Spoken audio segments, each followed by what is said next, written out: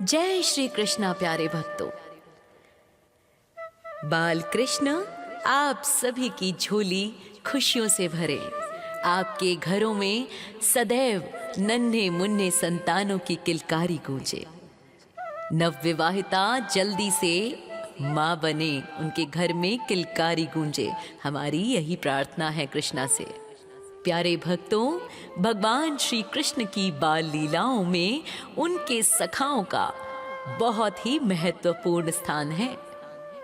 ये सखा केवल उनके मित्र नहीं थे, बल्कि पिछले जन्म के महान ऋषि मुनि और देवता थे, जिन्होंने भगवान के साथ बाल लीला का सुख पाने के लिए ग्वाल बालों के रूप में जन्म लिया था।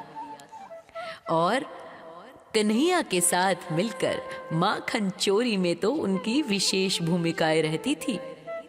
श्री कृष्ण की मंडली में सैकड़ों बालक थे, लेकिन कुछ मुख्य नाम आज हम आपको बताने जा रहे हैं। सबसे पहले श्री दामा, ये कृष्ण के सबसे प्रिय मित्र और प्रधान सखा थे।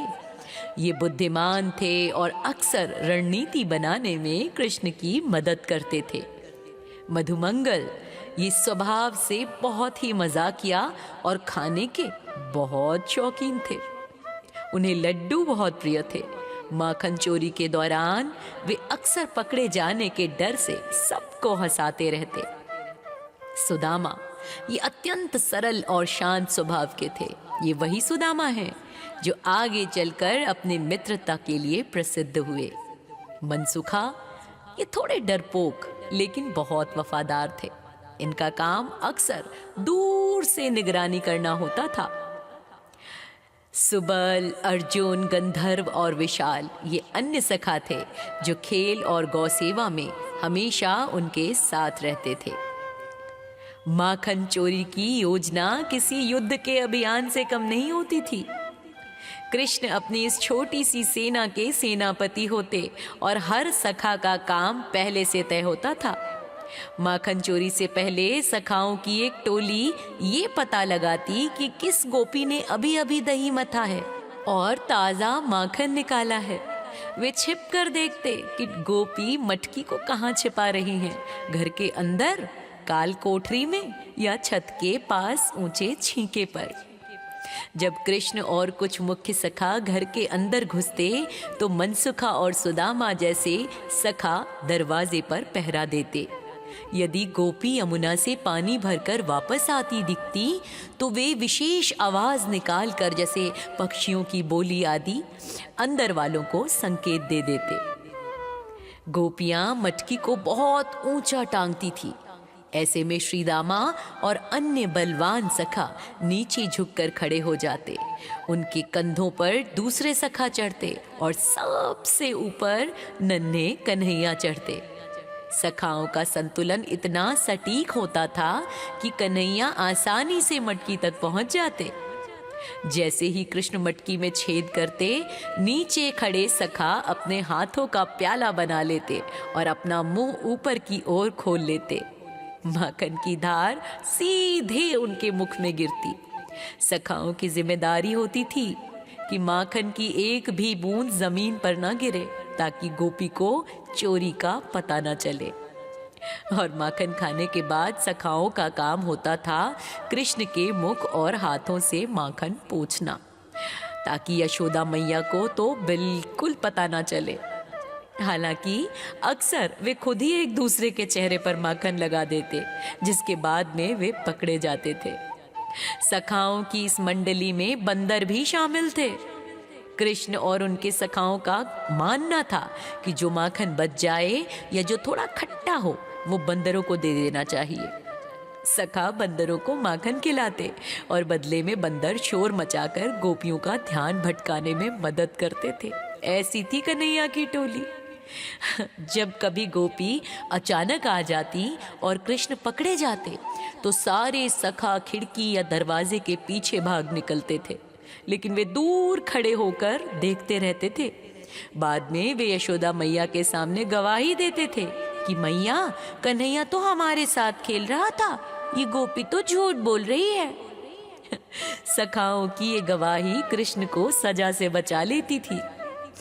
भगवान ने इन सखाओं के माध्यम से ये संदेश दिया है भक्तों कि ईश्वर को ऊंचे सिंहासनों पर बैठकर पूजा करना ही भक्ति नहीं है, बल्कि उनके साथ एक मित्र की तरह सहज प्रेम करना सबसे बड़ी साधना है। सखाओं की मदद से की गई ये माखन चोरी वास्तव में प्रेम का आदान प्रदान थी। कृष्ण और उनके सखा आपस में पक्षियों की आवाज निकालकर एक दूसरे को संकेत देते थे।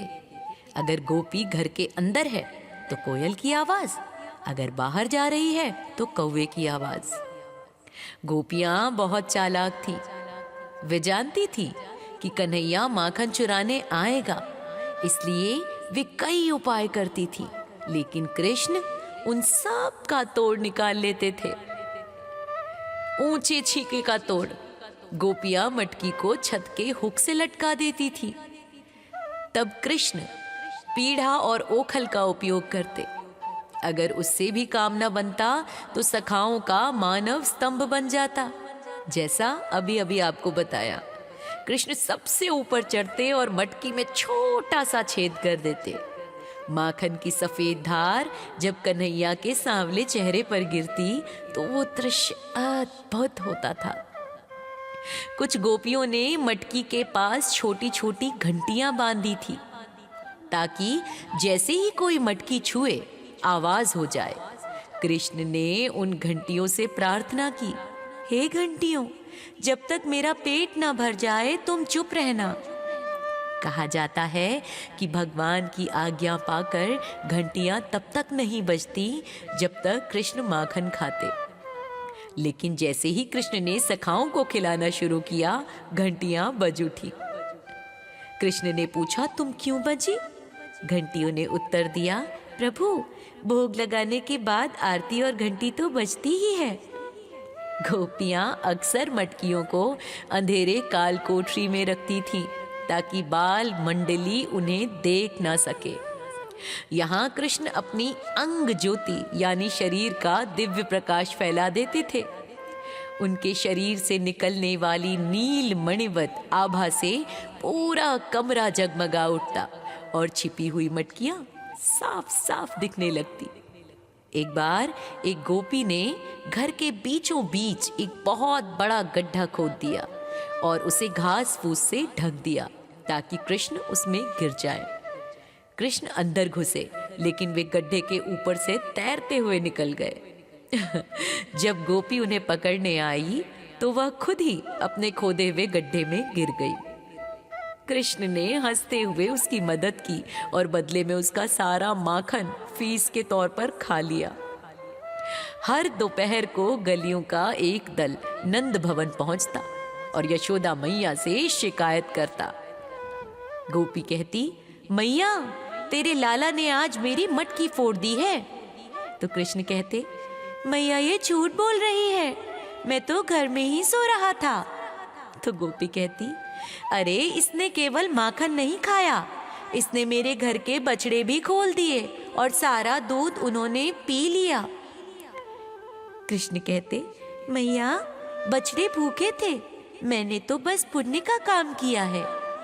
यशोदा मैया जब कान्हा को डांटने के लिए छड़ी उठाती तो कृष्ण अपनी बड़ी बड़ी आंखों में आंसू भरकर ऐसी सूरत बनाते कि मैया का दिल पिघल जाता और वे उन गोपियों को ही भला बुरा कहकर विदा कर देती।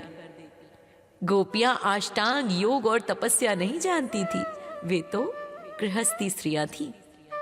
भगवान ने सोचा कि यदि मैं सीधे इनके घर जाऊंगा तो ये संकोच करेंगी। चोरी के बहाने प्रभु उनके घर जाते थे ताकि उनके घर की शुद्धि हो सके। माखन सत्व गुण का प्रतीक है भक्तों। भगवान भक्तों के हृदय से सारा तत्व निकालकर उसे दिव्य बना देते हैं। गोकुल की इन गलियों में माखन की वह चोरी दरअसल प्रेम की चोरी थी। माखन तो सिर्फ बहाना था। आज भी भक्त गाते हैं, ब्रज की गलिन में माखन चोर, मेरो मन ले गयो माखन चोर। प्यारे भक्तों, बाल कृष्ण की ये बाल लीला, ये माखन चोरी लीला, उनके ये सारे जो जेस्चर्स थे वो गोपियों को बहुत प्रिय थे। गोपियों का मन नहीं लगता अगर किसी दिन कन्हैया माखन चुराने ना जाते। वे तो खुद ही कन्हैया की इन बाल लीलाओं से मंत्रमुग्ध हुई रहती और इंतजार करती थी कि कब कन्हैया आए, माखन चुराए, हम उनके कान खींचे, यशोदा मैया से शिकायत लगावे कि उनके लाला ने हमारा माखन खा लिया। लेकिन ये तो सिर्फ ऊपरी दिखावा था। अंदर ही अंदर सभी गोपियों की मन की इच्छा यही थी कि कान्हा रोज उनकी मटकी फोड़े। बलिहारी जाती थी गोपियां कान्हा की ऐसी हरकतों पर। तो प्रेम से कहिए, कृष्ण कन्हैया लाल की जय हो। माखन चोरी करने वाले नंदलाल की सदा ही जय हो। अक्सर रणनीति बनाने में कृष्ण की मदद करते थे। मधुमंगल ये स्वभाव से बहुत ही मजाकिया और खाने के बहुत शौकीन थे। उन्हें लड्डू बहुत प्रिय थे। माखन चोरी के दौरान वे अक्सर पकड़े जाने के डर से सबको हंसाते रहते। सुदामा ये अत्यंत सरल और शांत स्वभाव के थे। ये वही सुदामा हैं जो आगे चलकर अपने मित्रता के लिए प्रसिद्ध हुए। मनसुखा ये थोड़े डरपोक लेकिन बहुत वफादार थे। इनका काम अक्सर दूर से निगरानी करना होता था। सुबल, अर्जुन, गंधर्व और विशाल ये अन्य सखा थे जो खेल और गौसेवा में हमेशा उनके साथ रहते थे। माखन चोरी की योजना किसी युद्ध के अभियान से कम नहीं होती थी। कृष्ण अपनी इस छोटी सी सेना के सेनापति होते और हर सखा का काम पहले से तय होता था। माखन चोरी से पहले सखाओं की एक टोली ये पता लगाती कि किस गोपी ने अभी अभी दही मथा है और ताजा माखन निकाला है। वे छिप कर देखते कि गोपी मटकी को कहाँ छिपा रही हैं, घर के अंदर, काल कोठरी में या छत के पास ऊंचे छींके पर। जब कृष्ण और कुछ मुख्य सखा घर के अंदर घुसते तो मनसुखा और सुदामा जैसे सखा दरवाजे पर पहरा देते। यदि गोपी यमुना से पानी भरकर वापस आती दिखती तो वे विशेष आवाज निकालकर, जैसे पक्षियों की बोली आदि, अंदर वालों को संकेत दे देते। गोपियां मटकी को बहुत ऊंचा टांगती थी। ऐसे में श्रीदामा और अन्य बलवान सखा नीचे झुककर खड़े हो जाते। उनके कंधों पर दूसरे सखा चढ़ते और सबसे ऊपर नन्हे कन्हैया चढ़ते। सखाओं का संतुलन इतना सटीक होता था कि कन्हैया आसानी से मटकी तक पहुंच जाते। जैसे ही कृष्ण मटकी में छेद करते, नीचे खड़े सखा अपने हाथों का प्याला बना लेते और अपना मुंह ऊपर की ओर खोल लेते। माखन की धार सीधे उनके मुख में गिरती। सखाओं की जिम्मेदारी होती थी कि माखन की एक भी बूंद जमीन पर न गिरे ताकि गोपी को चोरी का पता न चले। और माखन खाने के बाद सखाओं का काम होता था कृष्ण के मुख और हाथों से माखन पोंछना, ताकि यशोदा मैया को तो बिल्कुल पता न चले। हालांकि अक्सर वे खुद ही एक दूसरे के चेहरे पर माखन लगा देते, जिसके बाद में वे पकड़े जाते थे। सखाओं की इस मंडली में बंदर भी शामिल थे। कृष्ण और उनके सखाओं का मानना था कि जो माखन बच जाए या जो थोड़ा खट्टा हो वो बंदरों को दे देना चाहिए। सखा बंदरों को माखन खिलाते और बदले में बंदर शोर मचाकर गोपियों का ध्यान भटकाने में मदद करते थे। ऐसी थी कन्हैया की टोली। जब कभी गोपी अचानक आ जाती और कृष्ण पकड़े जाते तो सारे सखा खिड़की या दरवाजे के पीछे भाग निकलते थे, लेकिन वे दूर खड़े होकर देखते रहते थे। बाद में वे यशोदा मैया के सामने गवाही देते थे कि मैया, कन्हैया तो हमारे साथ खेल रहा था, ये गोपी तो झूठ बोल रही है। सखाओं की ये गवाही कृष्ण को सजा से बचा लेती थी। भगवान ने इन सखाओं के माध्यम से ये संदेश दिया है भक्तों कि ईश्वर को ऊंचे सिंहासनों पर बैठकर पूजा करना ही भक्ति नहीं है, बल्कि उनके साथ एक मित्र की तरह सहज प्रेम करना सबसे बड़ी साधना है। सखाओं की मदद से की गई ये माखन चोरी वास्तव में प्रेम का आदान प्रदान थी। कृष्ण और उनके सखा आपस में पक्षियों की आवाज निकालकर एक दूसरे को संकेत देते थे। अगर गोपी घर के अंदर है तो कोयल की आवाज, अगर बाहर जा रही है तो कौवे की आवाज। गोपियां बहुत चालाक थी। वे जानती थी कि कन्हैया माखन चुराने आएगा, इसलिए वे कई उपाय करती थी, लेकिन कृष्ण उन सब का तोड़ निकाल लेते थे। ऊंचे छीके का तोड़। गोपियां मटकी को छत के हुक से लटका देती थी। तब कृष्ण पीढ़ा और ओखल का उपयोग करते। अगर उससे भी काम न बनता तो सखाओं का मानव स्तंभ बन जाता, जैसा अभी अभी आपको बताया। कृष्ण सबसे ऊपर चढ़ते और मटकी में छोटा सा छेद कर देते। माखन की सफेद धार जब कन्हैया के सांवले चेहरे पर गिरती तो वो दृश्य अद्भुत होता था।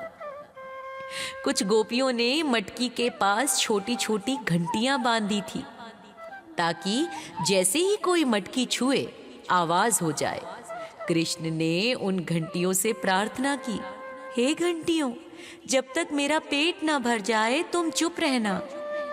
कहा जाता है कि भगवान की आज्ञा पाकर घंटियां तब तक नहीं बजती जब तक कृष्ण माखन खाते, लेकिन जैसे ही कृष्ण ने सखाओं को खिलाना शुरू किया, घंटियां बज उठी। कृष्ण ने पूछा, तुम क्यों बजी? घंटियों ने उत्तर दिया, प्रभु, भोग लगाने के बाद आरती और घंटी तो बजती ही है। गोपियां अक्सर मटकियों को अंधेरे काल कोठरी में रखती थीं, ताकि बाल मंडली उन्हें देख ना सके। यहाँ कृष्ण अपनी अंग ज्योति यानी शरीर का दिव्य प्रकाश फैला देते थे। उनके शरीर से निकलने वाली नील मणिवत आभा से पूरा कमरा जगमगा उठता और छिपी हुई मटकियां साफ साफ दिखने लगती। एक बार एक गोपी ने घर के बीचों बीच एक बहुत बड़ा गड्ढा खोद दिया और उसे घास फूस से ढक दिया, ताकि कृष्ण उसमें गिर जाए। कृष्ण अंदर घुसे, लेकिन वे गड्ढे के ऊपर से तैरते हुए निकल गए। जब गोपी उन्हें पकड़ने आई तो वह खुद ही अपने खोदे हुए गड्ढे में गिर गई। कृष्ण ने हंसते हुए उसकी मदद की और बदले में उसका सारा माखन फीस के तौर पर खा लिया।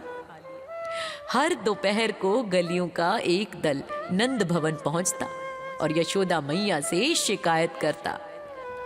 गोपी कहती, मैया, तेरे लाला ने आज मेरी मटकी फोड़ दी है। तो कृष्ण कहते, मैया ये झूठ बोल रही है, मैं तो घर में ही सो रहा था। तो गोपी कहती, अरे इसने केवल माखन नहीं खाया, इसने मेरे घर के बछड़े भी खोल दिए और सारा दूध उन्होंने पी लिया।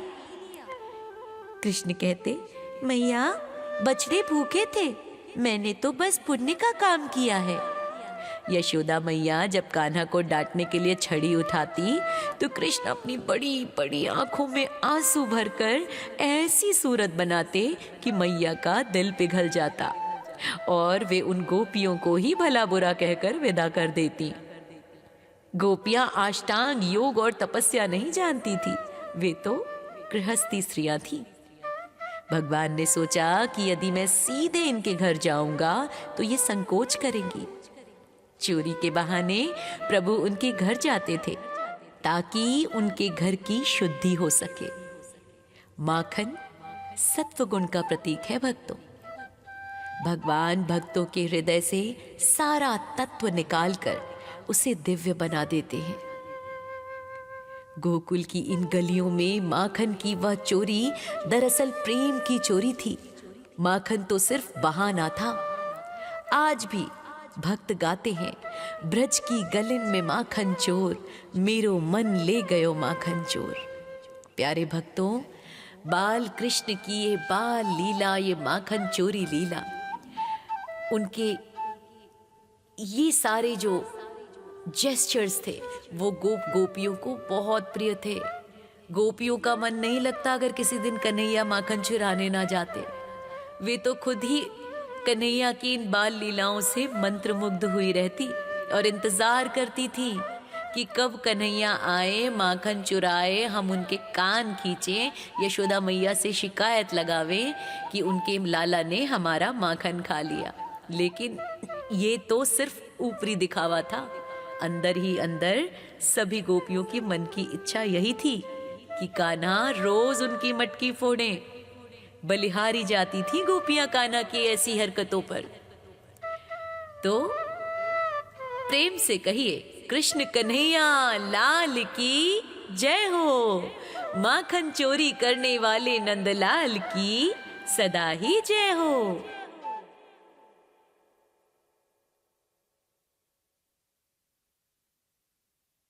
अक्सर रणनीति बनाने में कृष्ण की मदद करते थे। मधुमंगल ये स्वभाव से बहुत ही मजाकिया और खाने के बहुत शौकीन थे। उन्हें लड्डू बहुत प्रिय थे। माखन चोरी के दौरान वे अक्सर पकड़े जाने के डर से सबको हंसाते रहते। सुदामा ये अत्यंत सरल और शांत स्वभाव के थे। ये वही सुदामा हैं जो आगे चलकर अपनी मित्रता के लिए प्रसिद्ध हुए। मनसुखा ये थोड़े डरपोक लेकिन बहुत वफादार थे। इनका काम अक्सर दूर से निगरानी करना होता था। सुबल, अर्जुन, गंधर्व और विशाल ये अन्य सखा थे जो खेल और गौसेवा में हमेशा उनके साथ रहते थे। माखन चोरी की योजना किसी युद्ध के अभियान से कम नहीं होती थी। कृष्ण अपनी इस छोटी सी सेना के सेनापति होते और हर सखा का काम पहले से तय होता था। माखन चोरी से पहले सखाओं की एक टोली ये पता लगाती कि किस गोपी ने अभी अभी दही मथा है और ताजा माखन निकाला है। वे छिप कर देखते कि गोपी मटकी को कहाँ छिपा रही हैं, घर के अंदर, काल कोठरी में या छत के पास ऊंचे छींके पर। जब कृष्ण और कुछ मुख्य सखा घर के अंदर घुसते तो मनसुखा और सुदामा जैसे सखा दरवाजे पर पहरा देते। यदि गोपी यमुना से पानी भरकर वापस आती दिखती तो वे विशेष आवाज निकालकर, जैसे पक्षियों की बोली आदि, अंदर वालों को संकेत दे देते। गोपियां मटकी को बहुत ऊंचा टांगती थी। ऐसे में श्रीदामा और अन्य बलवान सखा नीचे झुककर खड़े हो जाते। उनके कंधों पर दूसरे सखा चढ़ते और सबसे ऊपर नन्हे कन्हैया चढ़ते। सखाओं का संतुलन इतना सटीक होता था कि कन्हैया आसानी से मटकी तक पहुंच जाते। जैसे ही कृष्ण मटकी में छेद करते, नीचे खड़े सखा अपने हाथों का प्याला बना लेते और अपना मुंह ऊपर की ओर खोल लेते। माखन की धार सीधे उनके मुख में गिरती। सखाओं की जिम्मेदारी होती थी कि माखन की एक भी बूंद जमीन पर न गिरे ताकि गोपी को चोरी का पता न चले। और माखन खाने के बाद सखाओं का काम होता था कृष्ण के मुख और हाथों से माखन पोंछना, ताकि यशोदा मैया को तो बिल्कुल पता न चले। हालांकि अक्सर वे खुद ही एक दूसरे के चेहरे पर माखन लगा देते, जिसके बाद में वे पकड़े जाते थे। सखाओं की इस मंडली में बंदर भी शामिल थे। कृष्ण और उनके सखाओं का मानना था कि जो माखन बच जाए या जो थोड़ा खट्टा हो वो बंदरों को दे देना चाहिए। सखा बंदरों को माखन खिलाते और बदले में बंदर शोर मचाकर गोपियों का ध्यान भटकाने में मदद करते थे। ऐसी थी कन्हैया की टोली। जब कभी गोपी अचानक आ जाती और कृष्ण पकड़े जाते तो सारे सखा खिड़की या दरवाजे के पीछे भाग निकलते थे, लेकिन वे दूर खड़े होकर देखते रहते थे। बाद में वे यशोदा मैया के सामने गवाही देते थे कि मैया, कन्हैया तो हमारे साथ खेल रहा था, ये गोपी तो झूठ बोल रही है। सखाओं की ये गवाही कृष्ण को सजा से बचा लेती थी। भगवान ने इन सखाओं के माध्यम से ये संदेश दिया है भक्तों कि ईश्वर को ऊंचे सिंहासनों पर बैठकर पूजा करना ही भक्ति नहीं है, बल्कि उनके साथ एक मित्र की तरह सहज प्रेम करना सबसे बड़ी साधना है। सखाओं की मदद से की गई ये माखन चोरी वास्तव में प्रेम का आदान प्रदान थी। कृष्ण और उनके सखा आपस में पक्षियों की आवाज निकालकर एक दूसरे को संकेत देते थे। अगर गोपी घर के अंदर है तो कोयल की आवाज, अगर बाहर जा रही है तो कौवे की आवाज। गोपियां बहुत चालाक थी। वे जानती थी कि कन्हैया माखन चुराने आएगा, इसलिए वे कई उपाय करती थी, लेकिन कृष्ण उन सब का तोड़ निकाल लेते थे। ऊंचे छीके का तोड़। गोपियां मटकी को छत के हुक से लटका देती थी। तब कृष्ण पीढ़ा और ओखल का उपयोग करते। अगर उससे भी काम न बनता तो सखाओं का मानव स्तंभ बन जाता, जैसा अभी अभी आपको बताया। कृष्ण सबसे ऊपर चढ़ते और मटकी में छोटा सा छेद कर देते। माखन की सफेद धार जब कन्हैया के सांवले चेहरे पर गिरती तो वो दृश्य अद्भुत होता था। कुछ गोपियों ने मटकी के पास छोटी छोटी घंटियां बांधी थी, ताकि जैसे ही कोई मटकी छुए आवाज हो जाए। कृष्ण ने उन घंटियों से प्रार्थना की, हे घंटियों, जब तक मेरा पेट ना भर जाए तुम चुप रहना।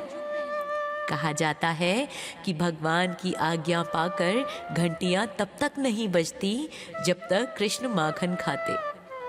लेकिन जैसे ही कृष्ण ने सखाओं को खिलाना शुरू किया, घंटियां बज उठी। कृष्ण ने पूछा, तुम क्यों बजी? घंटियों ने उत्तर दिया, प्रभु, भोग लगाने के बाद आरती और घंटी तो बजती ही है। गोपियां अक्सर मटकियों को अंधेरे काल कोठरी में रखती थीं, ताकि बाल मंडली उन्हें देख ना सके। यहाँ कृष्ण अपनी अंग ज्योति यानी शरीर का दिव्य प्रकाश फैला देते थे। उनके शरीर से निकलने वाली नील मणिवत आभा से पूरा कमरा जगमगा उठता और छिपी हुई मटकियां साफ साफ दिखने लगती। एक बार एक गोपी ने घर के बीचों बीच एक बहुत बड़ा गड्ढा खोद दिया और उसे घास फूस से ढक दिया, ताकि कृष्ण उसमें गिर जाए। कृष्ण अंदर घुसे, लेकिन वे गड्ढे के ऊपर से तैरते हुए निकल गए। जब गोपी उन्हें पकड़ने आई तो वह खुद ही अपने खोदे हुए गड्ढे में गिर गई। कृष्ण ने हंसते हुए उसकी मदद की और बदले में उसका सारा माखन फीस के तौर पर खा लिया। हर दोपहर को गलियों का एक दल नंद भवन पहुंचता और यशोदा मैया से शिकायत करता। गोपी कहती, मैया, तेरे लाला ने आज मेरी मटकी फोड़ दी है। तो कृष्ण कहते, मैया ये झूठ बोल रही है, मैं तो घर में ही सो रहा था। तो गोपी कहती, अरे इसने केवल माखन नहीं खाया, इसने मेरे घर के बछड़े भी खोल दिए और सारा दूध उन्होंने पी लिया। कृष्ण कहते, मैया, बछड़े भूखे थे, मैंने तो बस पुण्य का काम किया है। यशोदा मैया जब कान्हा को डांटने के लिए छड़ी उठाती तो कृष्ण अपनी बड़ी बड़ी आंखों में आंसू भरकर ऐसी सूरत बनाते कि मैया का दिल पिघल जाता और वे उन गोपियों को ही भला बुरा कहकर विदा कर देती। गोपियां अष्टांग योग और तपस्या नहीं जानती थी, वे तो गृहस्थी स्त्रियां थीं। भगवान ने सोचा कि यदि मैं सीधे इनके घर जाऊंगा तो ये संकोच करेंगी। चोरी के बहाने प्रभु उनके घर जाते थे ताकि उनके घर की शुद्धि हो सके। माखन सत्व गुण का प्रतीक है भक्तों। भगवान भक्तों के हृदय से सारा तत्व निकालकर उसे दिव्य बना देते हैं। गोकुल की इन गलियों में माखन की वह चोरी दरअसल प्रेम की चोरी थी। माखन तो सिर्फ बहाना था। आज भी भक्त गाते हैं, ब्रज की गलिन में माखन चोर, मेरो मन ले गयो माखन चोर। प्यारे भक्तों, बाल कृष्ण की ये बाल लीला, ये माखन चोरी लीला, उनके ये सारे जो जेस्चर्स थे वो गोपियों को बहुत प्रिय थे। गोपियों का मन नहीं लगता अगर किसी दिन कन्हैया माखन चुराने ना जाते। वे तो खुद ही कन्हैया की इन बाल लीलाओं से मंत्रमुग्ध हुई रहती और इंतजार करती थी कि कब कन्हैया आए, माखन चुराए, हम उनके कान खींचे, यशोदा मैया से शिकायत लगावे कि उनके लाला ने हमारा माखन खा लिया। लेकिन ये तो सिर्फ ऊपरी दिखावा था।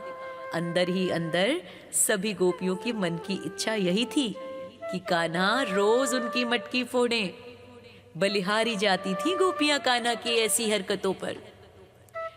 तो प्रेम से कहिए, कृष्ण कन्हैया लाल की जय हो।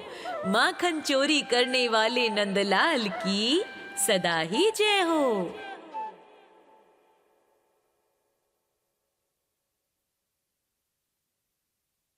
अक्सर रणनीति बनाने में कृष्ण की मदद करते थे।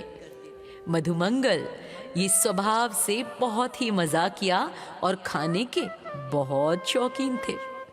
उन्हें लड्डू बहुत प्रिय थे। माखन चोरी के दौरान वे अक्सर पकड़े जाने के डर से सबको हंसाते रहते। सुदामा ये अत्यंत सरल और शांत स्वभाव के थे। ये वही सुदामा हैं जो आगे चलकर अपने मित्रता के लिए प्रसिद्ध हुए। मनसुखा ये थोड़े डरपोक लेकिन बहुत वफादार थे। इनका काम अक्सर दूर से निगरानी करना होता था। सुबल, अर्जुन, गंधर्व और विशाल ये अन्य सखा थे जो खेल और गौसेवा में हमेशा उनके साथ रहते थे। माखन चोरी की योजना किसी युद्ध के अभियान से कम नहीं होती थी। कृष्ण अपनी इस छोटी सी सेना के सेनापति होते और हर सखा का काम पहले से तय होता था। माखन चोरी से पहले सखाओं की एक टोली ये पता लगाती कि किस गोपी ने अभी अभी दही मथा है और ताजा माखन निकाला है। वे छिप कर देखते कि गोपी मटकी को कहाँ छिपा रही हैं, घर के अंदर, काल कोठरी में या छत के पास ऊंचे छींके पर। जब कृष्ण और कुछ मुख्य सखा घर के अंदर घुसते तो मनसुखा और सुदामा जैसे सखा दरवाजे पर पहरा देते। यदि गोपी यमुना से पानी भरकर वापस आती दिखती तो वे विशेष आवाज निकालकर, जैसे पक्षियों की बोली आदि, अंदर वालों को संकेत दे देते। गोपियां मटकी को बहुत ऊंचा टांगती थी। ऐसे में श्रीदामा और अन्य बलवान सखा नीचे झुककर खड़े हो जाते। उनके कंधों पर दूसरे सखा चढ़ते और सबसे ऊपर नन्हे कन्हैया चढ़ते।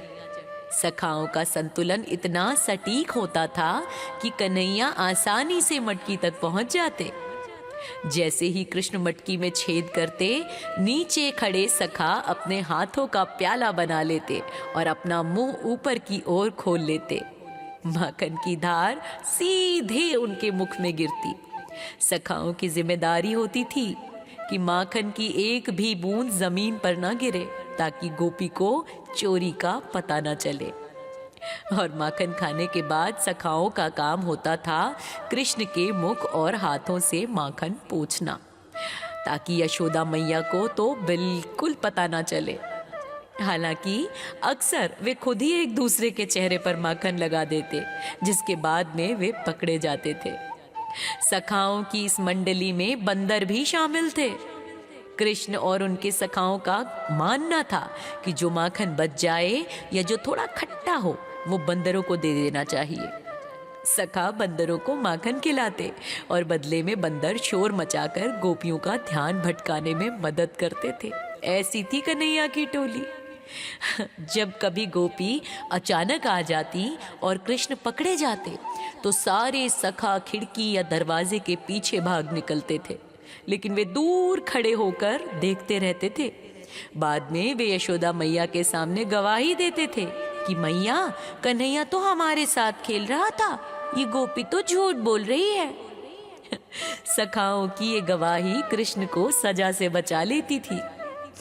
भगवान ने इन सखाओं के माध्यम से ये संदेश दिया है भक्तों कि ईश्वर को ऊंचे सिंहासनों पर बैठकर पूजा करना ही भक्ति नहीं है, बल्कि उनके साथ एक मित्र की तरह सहज प्रेम करना सबसे बड़ी साधना है। सखाओं की मदद से की गई ये माखन चोरी वास्तव में प्रेम का आदान प्रदान थी। कृष्ण और उनके सखा आपस में पक्षियों की आवाज निकालकर एक दूसरे को संकेत देते थे। अगर गोपी घर के अंदर है तो कोयल की आवाज, अगर बाहर जा रही है तो कौवे की आवाज। गोपियां बहुत चालाक थी। वे जानती थी कि कन्हैया माखन चुराने आएगा, इसलिए वे कई उपाय करती थी, लेकिन कृष्ण उन सब का तोड़ निकाल लेते थे। ऊंचे छीके का तोड़। गोपियां मटकी को छत के हुक से लटका देती थी। तब कृष्ण पीढ़ा और ओखल का उपयोग करते। अगर उससे भी काम न बनता तो सखाओं का मानव स्तंभ बन जाता, जैसा अभी अभी आपको बताया। कृष्ण सबसे ऊपर चढ़ते और मटकी में छोटा सा छेद कर देते।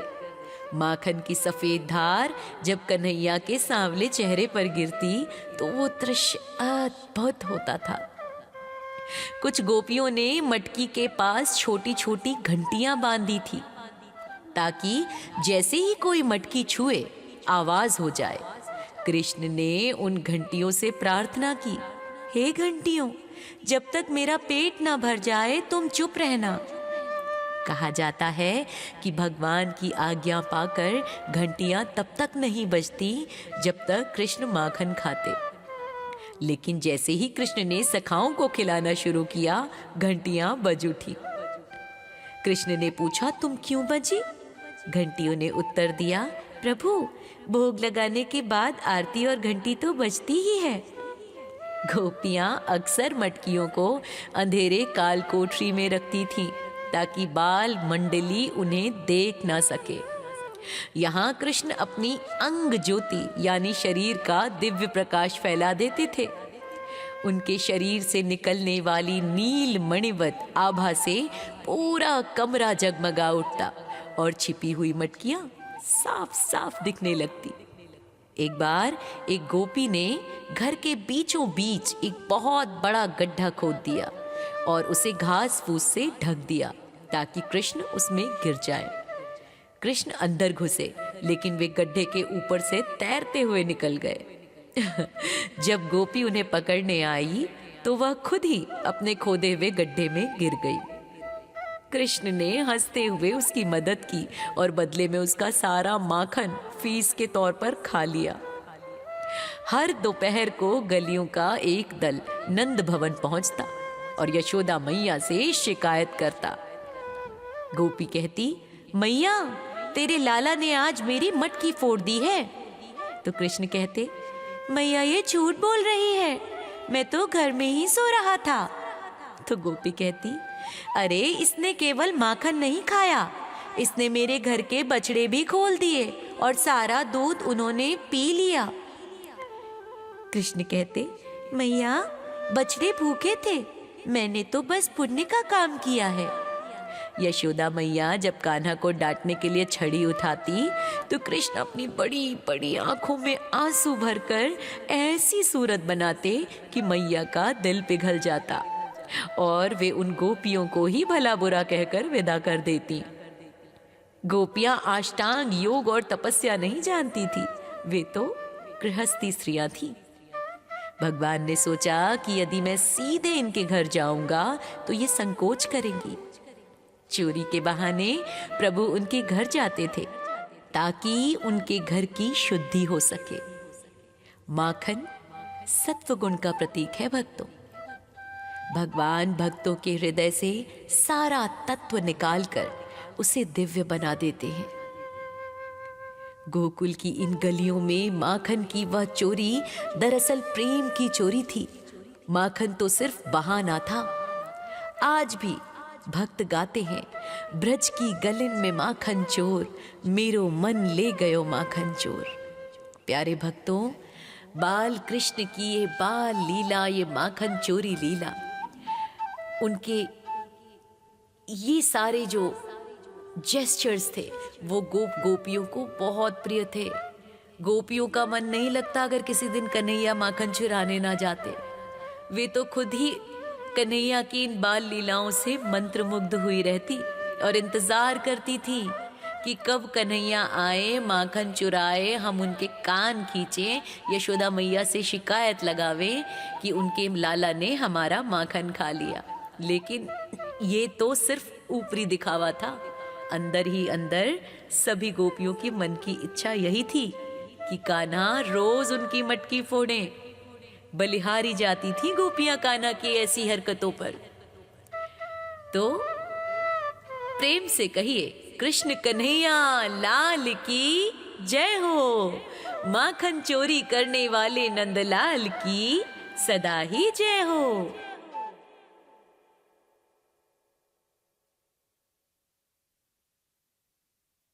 सेना के सेनापति होते और हर सखा का काम पहले से तय होता था। माखन चोरी से पहले सखाओं की एक टोली ये पता लगाती कि किस गोपी ने अभी अभी दही मथा है और ताजा माखन निकाला है। वे छिप कर देखते कि गोपी मटकी को कहाँ छिपा रही हैं, घर के अंदर, काल कोठरी में या छत के पास ऊंचे छींके पर। जब कृष्ण और कुछ मुख्य सखा घर के अंदर घुसते तो मनसुखा और सुदामा जैसे सखा दरवाजे पर पहरा देते। यदि गोपी यमुना से पानी भरकर वापस आती दिखती तो वे विशेष आवाज निकालकर, जैसे पक्षियों की बोली आदि, अंदर वालों को संकेत दे देते। गोपियां मटकी को बहुत ऊंचा टांगती थी। ऐसे में श्रीदामा और अन्य बलवान सखा नीचे झुककर खड़े हो जाते। उनके कंधों पर दूसरे सखा चढ़ते और सबसे ऊपर नन्हे कन्हैया चढ़ते। सखाओं का संतुलन इतना सटीक होता था कि कन्हैया आसानी से मटकी तक पहुंच जाते। जैसे ही कृष्ण मटकी में छेद करते, नीचे खड़े सखा अपने हाथों का प्याला बना लेते और अपना मुंह ऊपर की ओर खोल लेते। माखन की धार सीधे उनके मुख में गिरती। सखाओं की जिम्मेदारी होती थी कि माखन की एक भी बूंद जमीन पर ना गिरे, ताकि गोपी को चोरी का पता न चले। और माखन खाने के बाद सखाओं का काम होता था कृष्ण के मुख और हाथों से माखन पोंछना, ताकि यशोदा मैया को तो बिल्कुल पता ना चले। हालांकि अक्सर वे खुद ही एक दूसरे के चेहरे पर माखन लगा देते, जिसके बाद में वे पकड़े जाते थे। सखाओं की इस मंडली में बंदर भी शामिल थे। कृष्ण और उनके सखाओं का मानना था कि जो माखन बच जाए या जो थोड़ा खट्टा हो, वो बंदरों को दे देना चाहिए। सखा बंदरों को माखन खिलाते और बदले में बंदर शोर मचाकर गोपियों का ध्यान भटकाने में मदद करते थे। ऐसी थी कन्हैया की टोली। जब कभी गोपी अचानक आ जाती और कृष्ण पकड़े जाते तो सारे सखा खिड़की या दरवाजे के पीछे भाग निकलते थे, लेकिन वे दूर खड़े होकर देखते रहते थे। बाद में वे यशोदा मैया के सामने गवाही देते थे कि मैया, कन्हैया तो हमारे साथ खेल रहा था, ये गोपी तो झूठ बोल रही है। सखाओं की ये गवाही कृष्ण को सजा से बचा लेती थी। भगवान ने इन सखाओं के माध्यम से ये संदेश दिया है भक्तों कि ईश्वर को ऊंचे सिंहासनों पर बैठकर पूजा करना ही भक्ति नहीं है, बल्कि उनके साथ एक मित्र की तरह सहज प्रेम करना सबसे बड़ी साधना है। सखाओं की मदद से की गई ये माखन चोरी वास्तव में प्रेम का आदान प्रदान थी। कृष्ण और उनके सखा आपस में पक्षियों की आवाज निकालकर एक दूसरे को संकेत देते थे। अगर गोपी घर के अंदर है तो कोयल की आवाज, अगर बाहर जा रही है तो कौवे की आवाज। गोपियां बहुत चालाक थी। वे जानती थी कि कन्हैया माखन चुराने आएगा, इसलिए वे कई उपाय करती थी, लेकिन कृष्ण उन सब का तोड़ निकाल लेते थे। ऊंचे छीके का तोड़। गोपियां मटकी को छत के हुक से लटका देती थी। तब कृष्ण पीढ़ा और ओखल का उपयोग करते। अगर उससे भी काम न बनता तो सखाओं का मानव स्तंभ बन जाता, जैसा अभी अभी आपको बताया। कृष्ण सबसे ऊपर चढ़ते और मटकी में छोटा सा छेद कर देते। माखन की सफेद धार जब कन्हैया के सांवले चेहरे पर गिरती तो वो दृश्य अद्भुत होता था। कुछ गोपियों ने मटकी के पास छोटी छोटी घंटियां बांधी थी ताकि जैसे ही कोई मटकी छुए आवाज हो जाए। कृष्ण ने उन घंटियों से प्रार्थना की, हे घंटियों, जब तक मेरा पेट ना भर जाए तुम चुप रहना।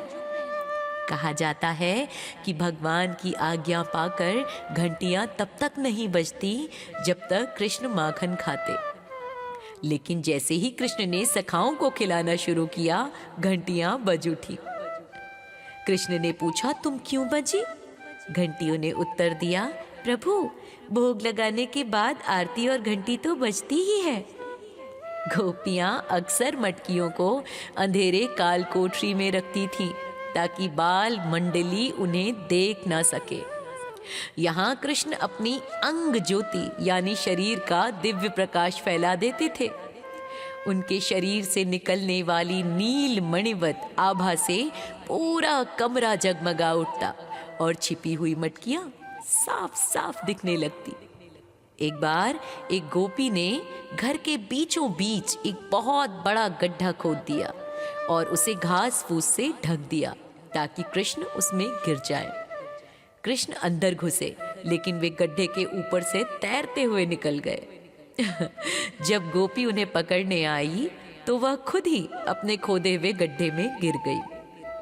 कृष्ण ने हंसते हुए उसकी मदद की और बदले में उसका सारा माखन फीस के तौर पर खा लिया। हर दोपहर को गलियों का एक दल नंद भवन पहुंचता और यशोदा मैया से शिकायत करता। गोपी कहती, मैया, तेरे लाला ने आज मेरी मटकी फोड़ दी है। तो कृष्ण कहते, मैया ये झूठ बोल रही है, मैं तो घर में ही सो रहा था। तो गोपी कहती, अरे इसने केवल माखन नहीं खाया, इसने मेरे घर के बछड़े भी खोल दिए और सारा दूध उन्होंने पी लिया। कृष्ण कहते, मैया, बछड़े भूखे थे, मैंने तो बस पुण्य का काम किया है। यशोदा मैया जब कान्हा को डांटने के लिए छड़ी उठाती तो कृष्ण अपनी बड़ी बड़ी आंखों में आंसू भरकर ऐसी सूरत बनाते कि मैया का दिल पिघल जाता और वे उन गोपियों को ही भला बुरा कहकर विदा कर देती। गोपियां अष्टांग योग और तपस्या नहीं जानती थी, वे तो गृहस्थी स्त्रियां थीं। भगवान ने सोचा कि यदि मैं सीधे इनके घर जाऊंगा तो ये संकोच करेंगी। चोरी के बहाने प्रभु उनके घर जाते थे ताकि उनके घर की शुद्धि हो सके। माखन सत्व गुण का प्रतीक है भक्तों। भगवान भक्तों के हृदय से सारा तत्व निकालकर उसे दिव्य बना देते हैं। गोकुल की इन गलियों में माखन की वह चोरी दरअसल प्रेम की चोरी थी। माखन तो सिर्फ बहाना था। आज भी भक्त गाते हैं, ब्रज की गलिन में माखन चोर, मेरो मन ले गयो माखन चोर। प्यारे भक्तों, बाल कृष्ण की ये बाल लीला, ये माखन चोरी लीला, उनके ये सारे जो जेस्चर्स थे वो गोपियों को बहुत प्रिय थे। गोपियों का मन नहीं लगता अगर किसी दिन कन्हैया माखन चुराने ना जाते।